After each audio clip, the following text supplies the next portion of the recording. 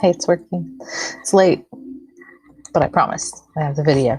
So now, have any of you actually been into Google Classroom this evening and kind of like checked things out to see what's floating around there? Because I'm going to guess that having not been in it yet at all to wander around, watching this is going to frustrate you more than be helpful. So I would suggest pausing me right now if you have not yet gotten into our classroom management workspace class and kind of wandered around to see what the assignments are, where the calendar is, where all the bits and pieces are that sort of make it function. But that's what I'm going to walk through, because walking through that is going to help you understand what the task is for the rest of the semester regarding your virtual practicum experience. We're going to call it your virtual instructional experience that you're going to get with my kiddos. So we've got this, but pause if you haven't looked at it, come back once you've looked at it. Okay, I'm moving on. So I am already presenting, so I think I'm probably to the side of your screen. I'm going to go back to my presentation view, so I won't be able to see myself, but I have a window open somewhere, unless it disappeared, that has what we want in it. Yes. Okay, you will see that I have gone incognito because, as you might have noticed in GroupMe, I and many of us was having difficulty logging in to Google Classroom, creating a class, joining classes, all of those things when I was still connected to my anderson.edu Google account through Chrome. So I had to go into Chrome up here over yonder and choose new incognito window. And that's what opened this up.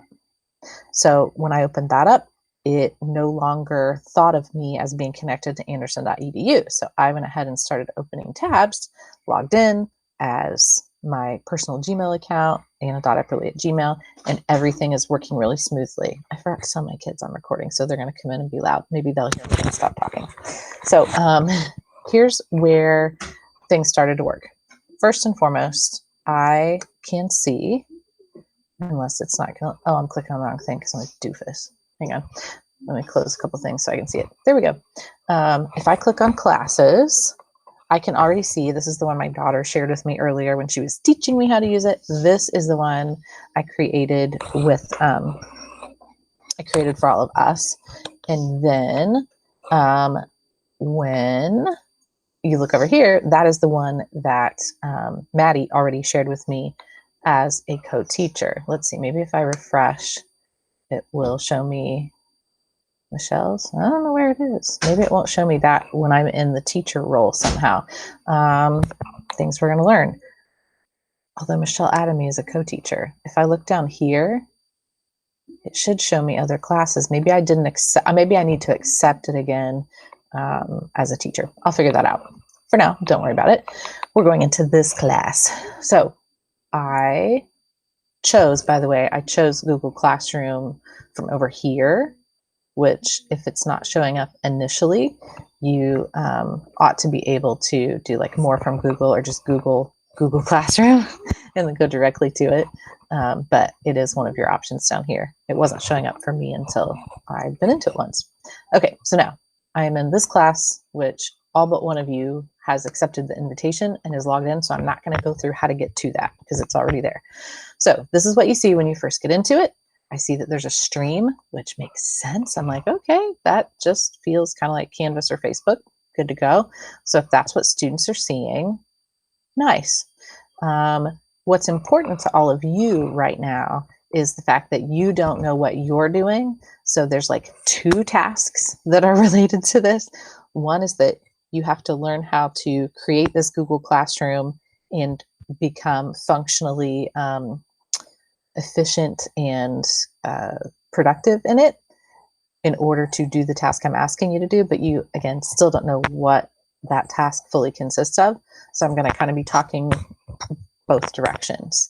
So right now, I just want to make sure we're well acquainted with how the classroom, the Google Classroom workspace functions for this class And then I'm going to kind of go back and go through this list of the assignments and walk you through them. So the stream is just the feed. We're used to that. I'm going to go to classroom briefly. Sorry, classwork briefly.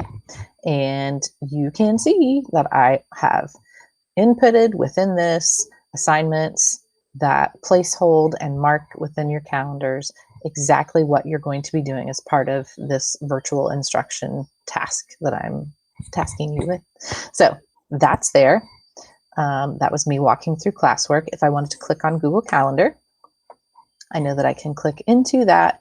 And if I choose the view over here of schedule, which I kind of prefer when I don't have tons and tons of appointments on here, but I can choose the schedule view, and that gives me just another to-do list. But if I wanted to choose by day, nothing there. But if I want to walk over one, I'm like, oh, look, there's the first thing that she asked me to do. And I imagine if I click on it, it's going to give me the instructions. Yes. I went ahead and selected that,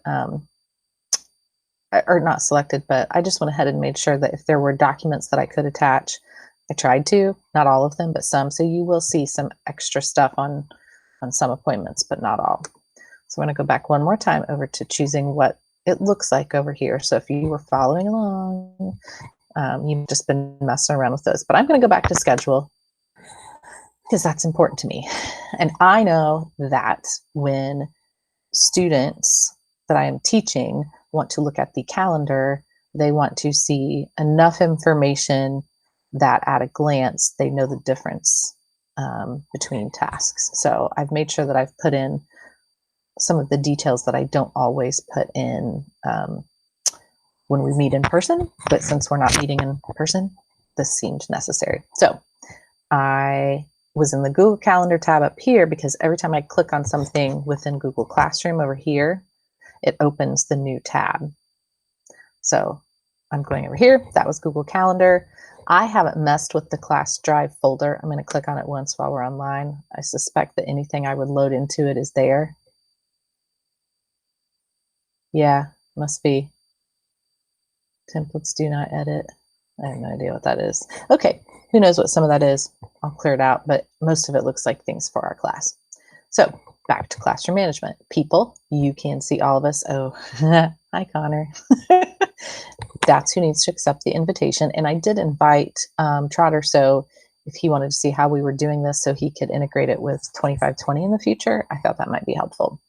And then grades, I put everything into the system with like ungraded or some low number of points or a huge number of points just to experiment. But I don't plan on keeping any grade in this formally. Grades will still remain in Canvas, and I have my own electronic check sheet and paper check sheet for completion of tasks. But you get to experiment with this and use it however you want. Not much more than that. I'm going to go ahead and go back to classwork. I am going to pause while I'm presenting and look at myself for just a second, even though I think, yeah, I could stop presenting for a minute. Let's see what happens when I do that. I'll stop presenting briefly.